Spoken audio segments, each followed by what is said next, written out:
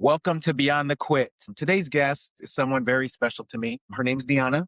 She's a sophomore at Wayne County Community College, balancing school, work, real life in a way that most people never see. She's disciplined, resilient, and quietly strong. And you'll see what I mean by that as we move forward with the interview.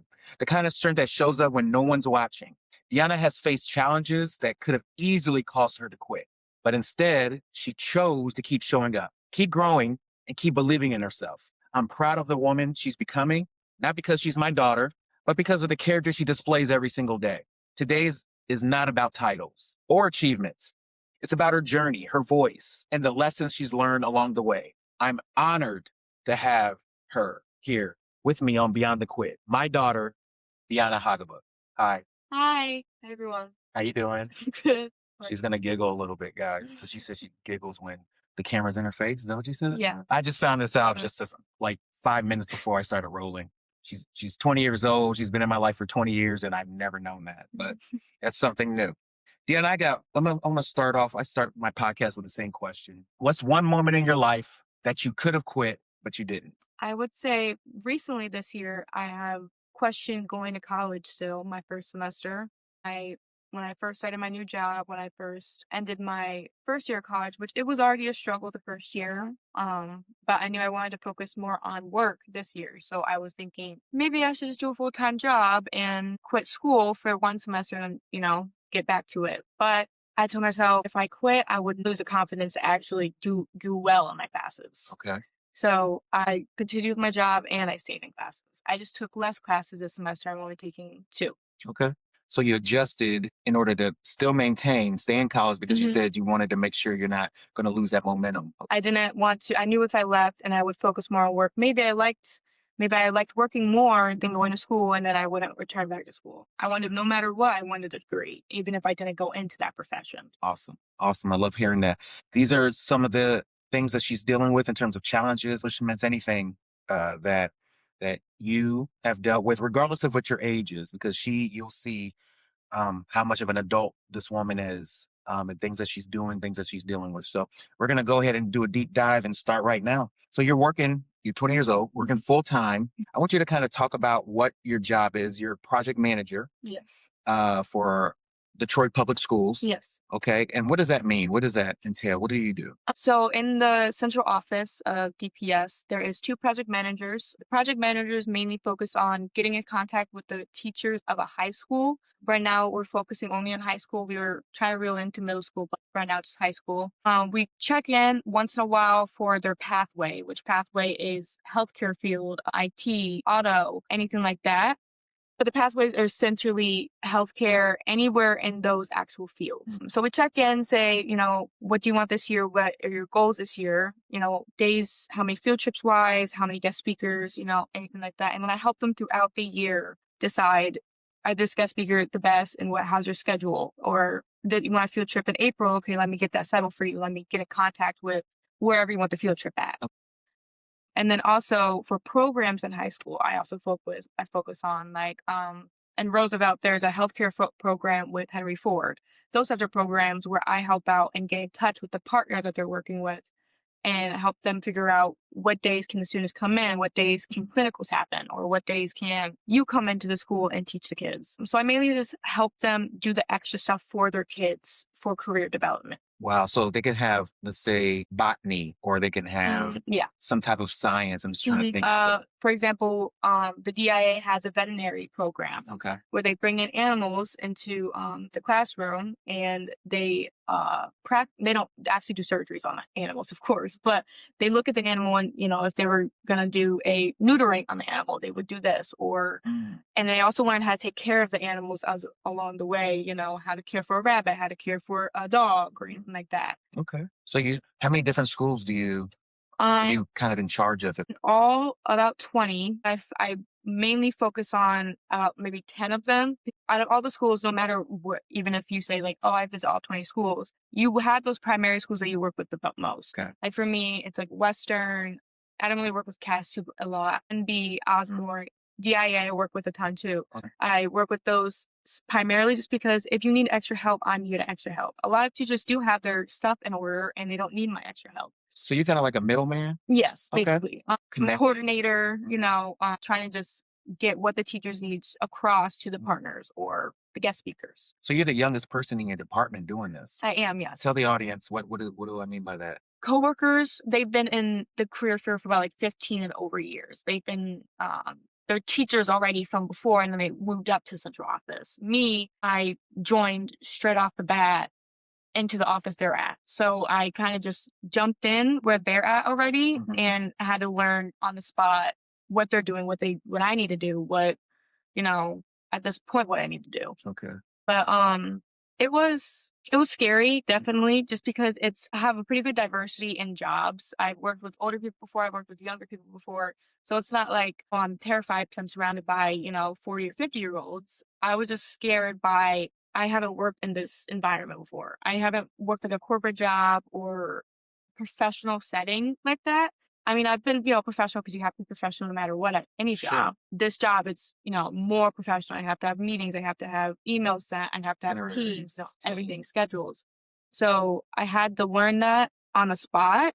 And it was just more like, it could be worse for me just because of anxiety, but also, Sure. and I feel like anyone in the circumstance, they would be, just terrified of failing. And, I wouldn't say I'm terrified of failing. I'm just terrified of like not doing everything I need to do. Deanna, that's a Haugabook trait. I'm gonna be honest with you. That's that feeling. You know you can do it. You know you can accomplish it, but it's that nervous and that pit Yeah. saying, "What if I don't? What if something happens that kind of diverts me?"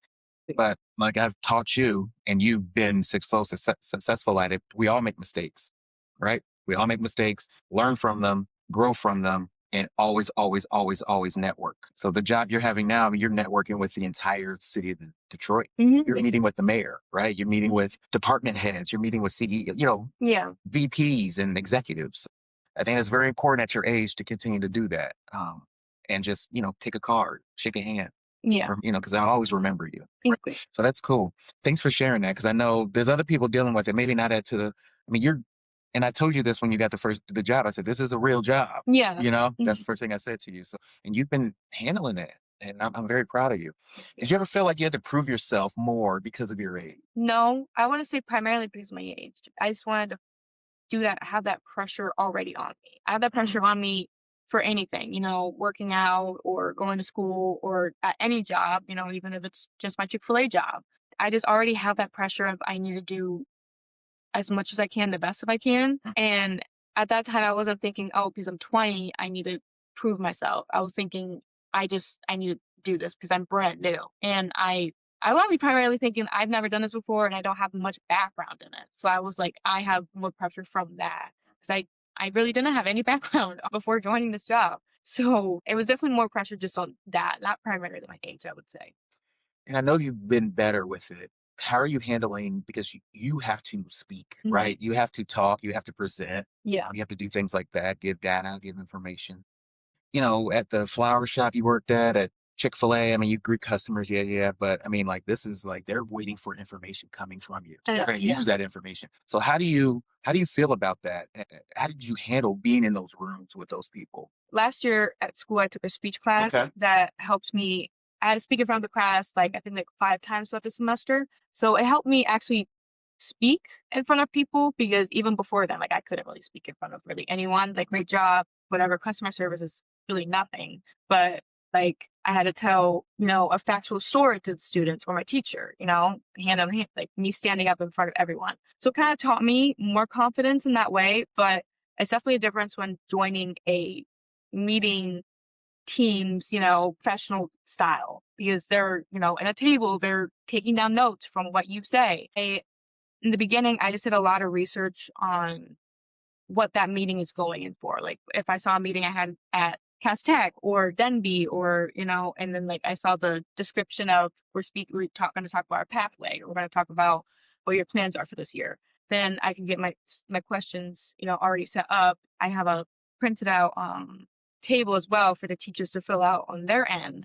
So it helps me get a better understanding of what they need. Because sometimes in the meetings, we can get distracted on one topic and we don't finish off where we need to finish off. So I give them that paper and instance to fill out on your own time and then send it back to me email wise. And I would put it in my own table so that I have that details there already. But in the beginning, I was definitely, you could tell I was nervous in those meetings. I know you could, but I also knew they knew that I was brand new and they knew that I basically looked like a high school, at least to them. They didn't know my age at that time. So they probably were like, what's this high schooler doing here? So they were probably like, oh, she probably doesn't know much, which I'm thankful for because I didn't know much. I didn't want to go into those meetings. I knew I had to go to the meetings, knowing as much as I could, but I didn't know everything. I just joined. Even now, I don't know everything. Like I'm still nervous going into those meetings. I'm a little less nervous, but I'm still am, a little shaky, whatever. But I'm more used to actually getting the words out, not slipping up on my words. Because before I would accidentally slip up on my words or like go into a different direction or because my mind just would go everywhere because I'm nervous in that instance. But now I have like more control over what I'm going to say. You said that you don't know everything when you walk in those meetings. You didn't before, and you still don't. Mhm. I've been in logistics for since before you were born. I still don't know everything about logistics. I still don't know everything about transportation or safety and compliance. Mhm. But guess what? As long as you're still there and willing to learn and absorb, because there's always going to be something that somebody knows something else better Yeah. than you or more than you or something new. Take that and grasp it. You always should be learning in everything you do. So I think that's you kind of ran past that, but I think that's so important, and I want to capture that, and I want the audience to really hear that. It's very important to always continue to learn. So you're a three-time all-league swimmer, Yes. three-time all-league swimmer in high school. I don't know why she didn't swim in college. Sorry, College is terrible. I was a college athlete. Yeah, but swimming's a whole different instance. Yeah, she says that's different. So three-time all league, school record. Are you still got a school record up Mhm. there? Yeah. School record holder. So what did it teach you about discipline? That's still, and I want to share, let me share something about Deyana. Sorry, this is my daughter. I just got to say it. When she was in the midst of her swimming, she would do everything in order to be better. This girl would swim on Sundays, right? You would practice on Sundays. She would make sure she's watching what she's eating. She would prep. She would go through, those motions in her head. Like she really wanted to be successful. And she carries that. You heard it in the first few questions. She carries that with her jobs, right? And other things she's doing in school, absolutely with school as well. So I just wanted to kind of give you some kudos with that because I've seen that. Um, and I'm very proud of you. But anyway, how did that teach you about discipline that still shows in your life today? I would definitely say my coach was extremely, Coach O, No joke. she was extremely hard on you. She was like, she's not taking anything. So, if you were late to practice, you had to stay that extra 30 minutes. Or if you didn't go to your morning, because we saw on every Wednesday we would have morning lifts. If you didn't go to your lifts, you would have to stay an extra hour of practice to lift, or come in on Saturday and lift, or make up that practice sometime that week. I definitely learned like time management. I already had pretty good time management in high school just because of I started working young. So I kind of had to learn that a little bit sooner. But swim taught me if you don't show up, these are the consequences. And I honestly hold that. I like being on time to things. I like, being early because also in reacting, my anxiety goes off if I'm late to something, no matter if it's just, a birthday party for my friends or something like that. No matter how important it is, it will still set off. I like to be on time. And I also, if I need to get something done, like swim, like for a meet, I maybe needed to, I don't know, take an ice bath or eat more carbs that day or anything like that. Even though if I didn't want to, I learned life isn't going to go my way, which, I feel like everyone should know that, but, some people Right. don't. Yeah, for sure. So it's like when you're in such a when someone wants to help you like coach all, but in like a disciplined form Right. way, it teaches you how to just suck it up. Just do it. It's fine, And you're taking that. You Yeah. I honestly, because it sucked at the time, like it sucked during those meets, it sucked during practices because trust me, those practices were brutal. But afterwards, I feel like the healthiest I've ever been, or my body felt so like in shape. Which Right. honestly, I will say, to this day, I will say I've never been in a better shape than when I did swim. Swim is such it's an amazing sport. It's draining. She was in sixth grade. She didn't make the swim team. She didn't make the school swim team, but she made the city swim team. And everybody makes the city swim team. right? Yeah. And then she ended up getting everybody got a participation. This is something that just I will never forget. Everybody gets they have the awards banquet. This is the city league. This is the sixth grade, and everybody gets a little participation thing. And she won like a 50 meter. I think you won something. It was probably 50. The 50. Anyway, everybody got a participation award. This girl's in sixth grade. She grabs it and rips it up. She goes, Dad, I don't need this. I'm supposed to be here. This is what I'm supposed to do. And not to disrespect the award or the participation certificate, but in her mind, she knew she was better than that. Her goal was always to be a school swimmer. And she didn't make it that year. So she still swam, but for the city. And then after that, she just flew like seventh through junior year. Seventh through junior year, she swam. And she was, as you said, 3-time all league and just legit and always got better because of the things that she's bringing up. I just wanted to bring that up. Did you know I did that? I think you brought it up a couple times. Yeah. But I didn't. That's cool. I don't have the memory. I do a little bit of that, but I'm not that far back. But like high school, I remember like joining the swim team. Yeah. His coach out was like, "Where you been?" Nobody knew who you were. Tripsowitz was my old coach. So he was like there at my swim practice, and he was like, "Where's she been?" He was like, "Well, I was struggling at first. I never swam like that before, Right. and it's a grueling sport. If you're not in shape, that just the warm up will get you. It's you just have to have that mindset of actually, because it's easy to quit and swim. If you want to, like, there's so many times during practice where I was like, I'm gonna skip this 50. I cannot do it. Even though it wasn't a choice, like coach wouldn't make me do it anyways. Like there was a lot of times where I had to do 10 50s back to back to back to back. The pause was 30 seconds, do a 50 the fastest you can, all 10 rounds. And once you get to that, like maybe third to fifth, 50, you're like, I'm done. Like I can't do this anymore. And there's been multiple times where I have like gotten sick from just swimming because I was either out of shape or it was just a grueling practice. And it just And one thing that you dealt with that nobody on the swim team dealt with, her mom lives out of the state. Yes. And then so I have full custody of my kids. I've always had full custody of my kids. But she would go far out of the state, every single summer to be with her mom. Literally the last day of school to probably a week maybe before school started. And that entire time is my conditioning. So every year I miss my conditioning. Coach Alt wasn't the happiest about it, but I explained to her, I was like, I'm not missing that. So during Texas, they have a pool there. So I would swim in the pool in the morning. I would mainly do weightlifting just because their pool wasn't a full pool as ours. So it was hard to keep track of what I'm doing. But weightlifting is what I could keep track of. So I did a lot of weightlifting. I did a lot of cardio because you need a lot of stamina to keep up. Even if you're doing sprints, that's 50. You're tired by that 25. Like you need a lot of stamina, especially if my 100, I used to do 100 too. You just need that good cardio. So I was on the treadmill a lot. I did a lot of cardio and then I got back and I was like, I would, I want to be the best as I could have been when I got back, but I was still okay enough for Coach Alt to trust me to skip those conditions. Because the first time I told her, like, I got to skip, she was like, if you come back and you're out of the team. But I came back and I was good. She was like, okay, you're good. So every year I missed conditioning, but I always came back the best I could be. I never had to push you. Yeah.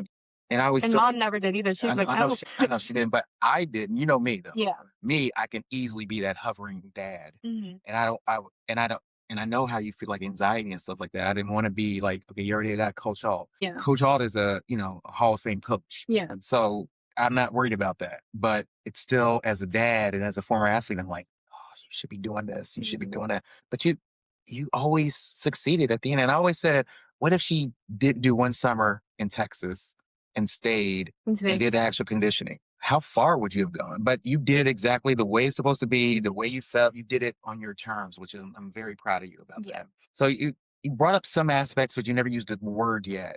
So you're very open about dealing with anxiety. Yeah. Right. And so when did you first realize that anxiety was something you needed to learn how to manage and not ignore? I would say probably when I started therapy, which was in sophomore year, maybe. Yeah, it was sophomore year.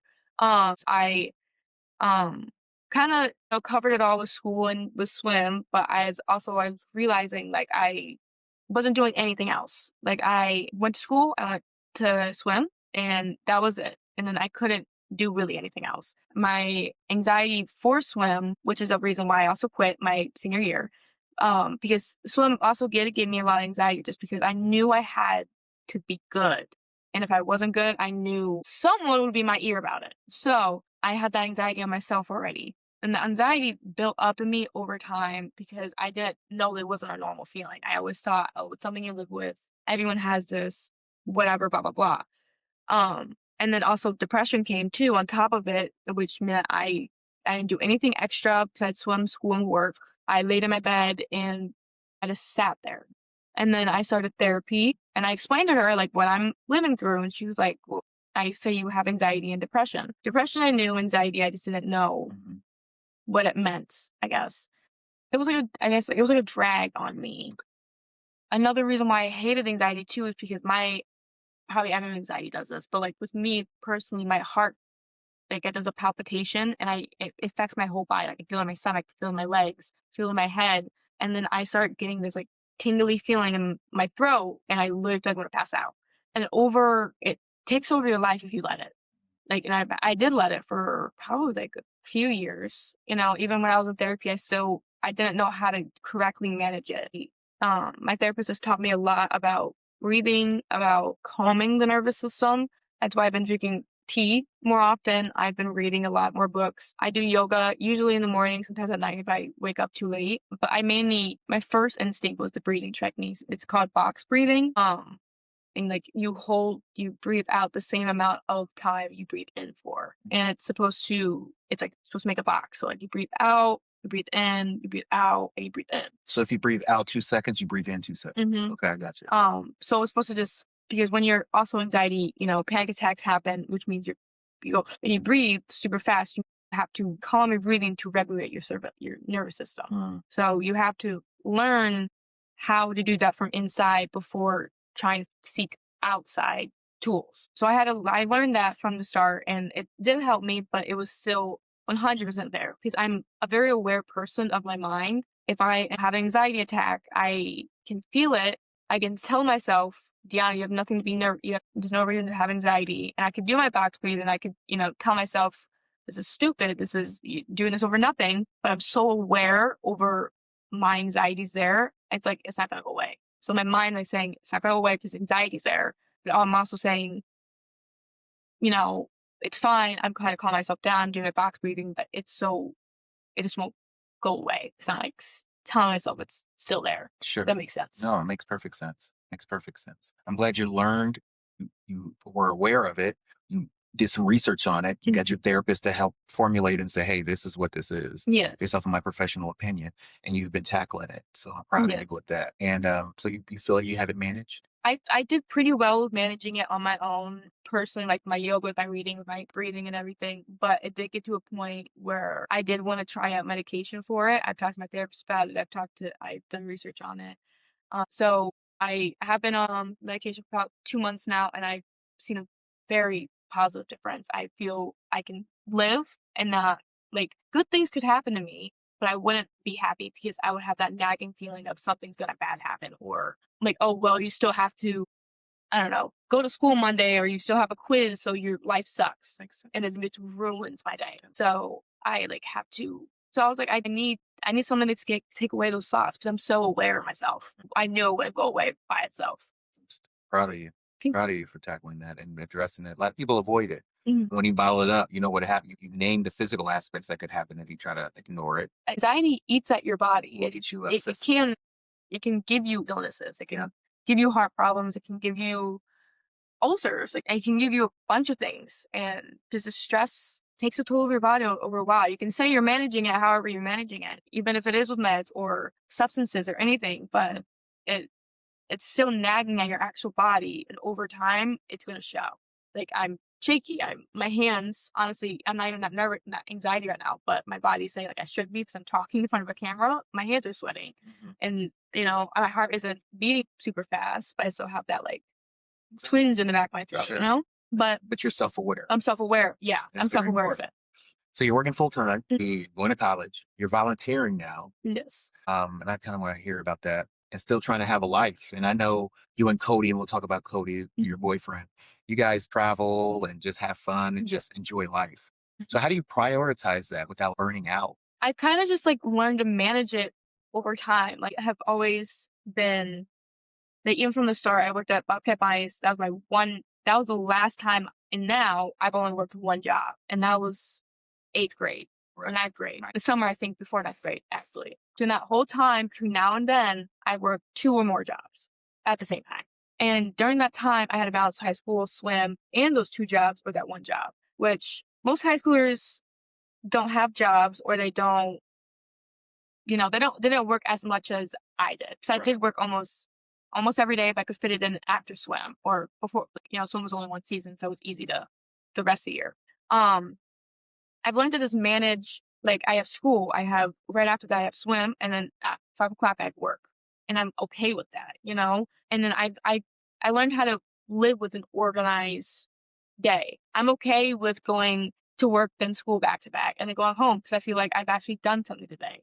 I was unemployed for 2 weeks this summer and I hated it. I felt like I was doing nothing with my life and I felt like I was a failure immediately. I knew work sucks. Work sucks for everyone. It doesn't matter where you work or how good your job is or how much you're getting paid. Work sucks. But I knew I needed to work to feel like I'm actually doing something. I can't just be in school and not work. Because then I'm like, okay, well, I'm in school, but I'm in school for the next 3 years, or for me, 5 years, 4 years. I feel like I'm still not gonna do anything. I've got an A on my essay or an A on my quiz, but okay, I'm home. I'm doing nothing. Could do reading, but I'm still gonna feel like I'm doing nothing. I just need a job to keep me in order. And I manage it by I care. I care about school and I care about my volunteering because I know school and volunteering is what I'm going to do. It's primarily what's going to help me get into my career field, my program. This job isn't primarily helping me straight through perfusion, but it's helping me like this year. It's helping me for next year as well it is teaching me a lot of knowledgeable things about how to handle my stress, how to handle my anxiety better in circumstances where I can't freak out. I am in a meeting. It's helping in that way and public speaking. Of course. But it's not primarily helping with my career. So like I balance all of it at once, but I also know that if I know when I'm going to burn out. I have a feeling that I might burn out because I'm going to do a program on top of my schooling, my volunteering, this job, and everything else. Because I know I have limits. Everyone has limits. I do a lot, but I have a limit, and I'm going to be aware of that. College and volunteering is something that I'm not going to get rid of just because college is why would I? And volunteering, I'm in a good program with volunteering. It's hard to volunteer at hospitals, and I got a volunteering position there. And with everything else, and having a boyfriend, you need to also put time for that. So on the weekend, I have weekends off. Thank you for my job. I have weekends off, so I mainly spend time with him on the weekends. But during the week, I prioritize on the week, but maybe on the weekend. Depends. But I feel like I just managed it by just having experience in it. I did have, I definitely had struggles in the beginning when I first started working 2 jobs and going to high school and all that. And with other stressors on top of life, it was definitely hard. And I will say that's probably why I got depressed. That's probably why I had at that time so much anxiety built because I was just pushing it aside. I was like, it's fine. I'm working, I'm going to school, everything's done that needed to be done. So I'm fine. But I didn't realize I need to take care of myself as well. So over time, I'm learning, hey, Deyana, it's good to do a lot. It is. And I like that I can do a lot, but also I do have a limit and I need to stick with that. Yeah. Awesome. Yeah. Great share. So you volunteer at a children's hospital. Detroit Children's Hospital. Right. That's tied into the program you're entering. Volunteering at the Detroit Children's Hospital. They have their own separate program in the midst of the volunteering. So they have like a 5-stage program where the first stage is working at the desk, and then you start working up and like working at the library or the store, and then you sit bedside with the kids or or babies or go to the nursery, stuff like that. And in the last stage, you go to you get to pick your specialty and what you want to go into. So like me, I would go into cardiology since I'm going perfusion. So that's what like the difference between like just volunteering at maybe like a closer doctor office or anything like that, because they have actual like 12 months, you get promised 100 hours of volunteering and you're promised to get to work with that specialty no matter what. So it's like guarantee of I'm going to work in that field, and you can get a recommendation letter from that from any doctor you work with as well. After you complete the whole thing. Yes, it's like it'd be like the last stage we can. Last stage is normally longer than the other stages, or about the same? I think the last stage is a full 2 months. I think the Wow. other stages are like a month and a half or maybe a month. Gotcha. Sounds exciting. Yeah, I'm excited for it. I'm And starting it's a it. children's hospital, right? It is a children's So you love hospital. kids. I do. I That's love awesome. kids. So Cody, Yes, you guys been together for 3 years. over 3 years. Over 3 Yes. years. November was 3 years? Yeah. See? Look at me. Look at you. I love Cody. Cody's great. Yes. Great for you. Mhm. Great, Great. great guy. How important is this support when you have tough times or get overwhelmed? He supports me a ton when I like come home from work or when I come home from school because I do have late days where I don't come home until like 10 or 11 from school. And I'm just so stressed out, and all I want is just him, like, laying beside me, or him I don't know, sometimes when I get home, he'll make my dinner and warm it up for me and then have it ready for me when I get home, and that's, like the little things like that help me get through the day or, like, remember, like, "Oh, I get to go home to Cody." And then Cody, the same thing, like, we do small little things for each other, like, when they have a long day or, just sit by each other and cuddle.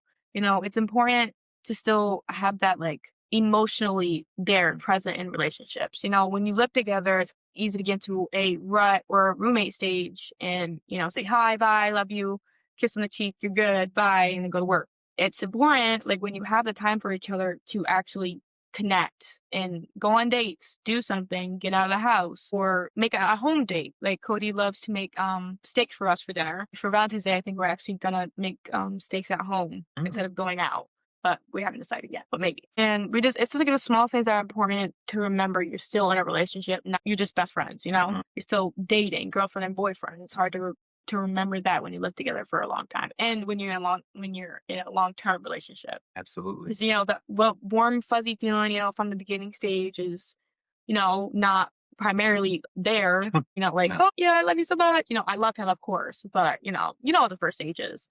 It's just you have to put in that extra effort when you date someone for a long time to remember that you're dating. Very knowledgeable you're saying that at your age because a lot of adults, people older than you, don't get that. Yeah. So that's very important to remember that because you know it, like you said, but Mhm. people forget it because they get Exactly. comfortable. So no, it's very important to keep it alive. Mhm. What's something you're still learning to be patient about with yourself? Definitely my anxiety and the hardship I put on myself. Like, I'm my biggest hater probably, and I I just don't know when to say, "It's okay, Deanna," if you don't know it, or, "It's okay, Deanna, if you didn't do that right."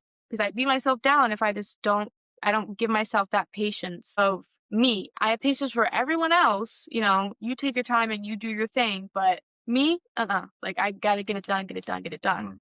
Mm. I have to learn I need to slow down. I need to slow down and, think about some things or slow down and, realize like, is this the best thing for me? Or do I really want to do this? Or to just say yes because I feel bad? So also I am a people pleaser and I'm getting better at that. I'm getting better at sticking up for myself. Good. But I am, I have a passive people pleasing. So I'm learning to just not say yes to everything someone asks me. But, I just have to remember that I'm still human and I make mistakes and I may take a while to understand something for school or understand something for work, and that's okay. I Absolutely. remember I still am young, only graduated high school 2 years ago, and I'm learning still. Good input. So what would you say to somebody, just grabbing that, what you just said, what would you say somebody your age, around your age, a couple years up, couple years down, whatever, who feels behind, overwhelmed, or like they're failing at life?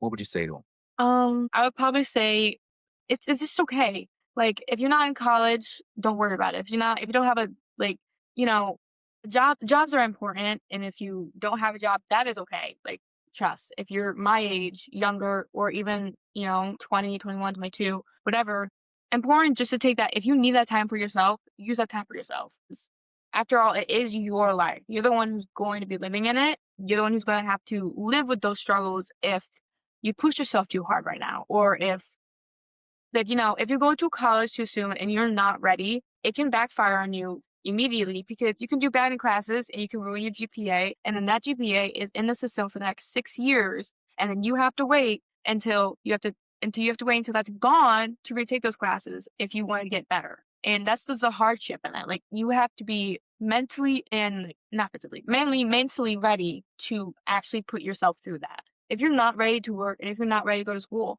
that is okay.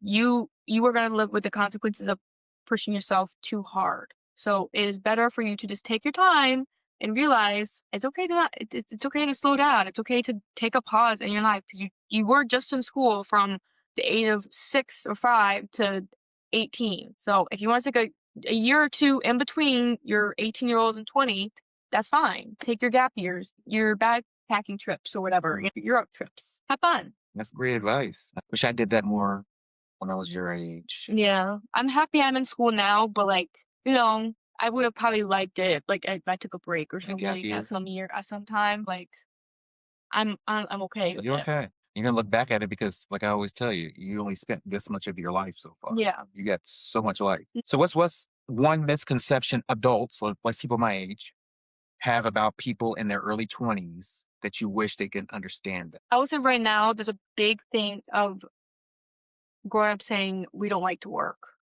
Huge saying actually. Like, there's like you probably asked if any I've said that. yeah, you've definitely said it. Mhm. Any oldie really would be like, no, they don't like to work. I mean, yes, some of us maybe don't like to work, but some 40-year-olds don't want to like to Absolutely. work. Some 30-year-olds don't like to work. Cool. It's in every generation. Someone's gonna don't like to work, but also why maybe at this time why a lot of us don't have jobs is also because the economy sucks. There's a lot of hard jobs. 40-year-olds right now can get a job. 50-year-olds can get a job right now. But when you're 20, there's a susceptible of you're lazy, not going to do well because you're young, you just graduated college or high school, blah, blah, blah, blah. The employers keep that in their mind and they're like, no, 20-year-olds or younger, no, I don't want to do that. So they have that conception of, on all, well, a lot of teenagers or 22-year-olds don't have jobs, so they just don't like working. No, we just can't find a job. Or a lot of people just can't find a job. It's just harder out there for us to find a job because we're younger and people have that mindset of us already of just being stupid and lazy because we're young. You guys were once 20 too. You know where you were. Did you want to work? No. Do you still want to work? No. No one wants to work. But it's important. I'm literally working at it. I do this for a job. I do this for a living. We're literally trying to find high school students big career jobs right out of high school. That's why I have this job.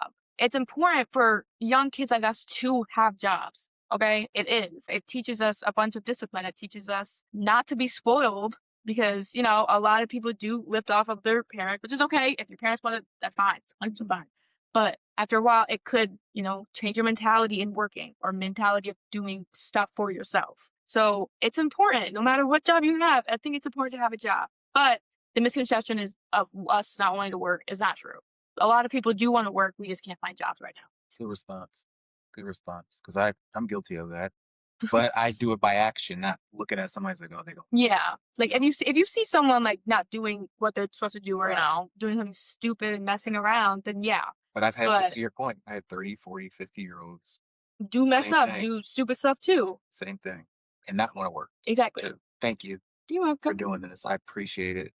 But I do have one more question. It's the same last question I have for every one of my guests. What does beyond the quit mean to you? I would say it means to not give up right away. I would say quitting is okay at some point, though. If you start something new, or you start a new job, or you start college and you're like, oh, I don't like it, I'm quitting right away. It's not smart because right now you are still getting used to all the changes that's going to happen. Right now, your body is in fight or flight mode, or your nervous system is like, like nervous or having anxiety. Yes, you're going to be nervous for a little bit. And if you still are and it's still taking a toll on you, then leave. Then be like, oh, I can't live with this. Then leave. But if you're still in that beginning stage, wait it out. Wait a little bit before you quit. Because if you quit too often, too soon, you might regret it later on. And after you quit, you're like, oh, man, I wish I kept that job. Or I wish I stayed in school for that little bit. Like, it's important just to give yourself that time to adjust first before quitting. But I yeah, like it. Beyond the quit. And beyond the quit, there you have it, guys. Thank you, Deanna, for joining me. Thank you for opening up. Thank you for being honest. Thank you for sharing that. I definitely feel that the audience, regardless of the age range, will grab something from exactly what you talked about I hope so. in this hour or 45 minutes or whatever it's been. So thank you again. I love Thank you. you. I love you too. Well,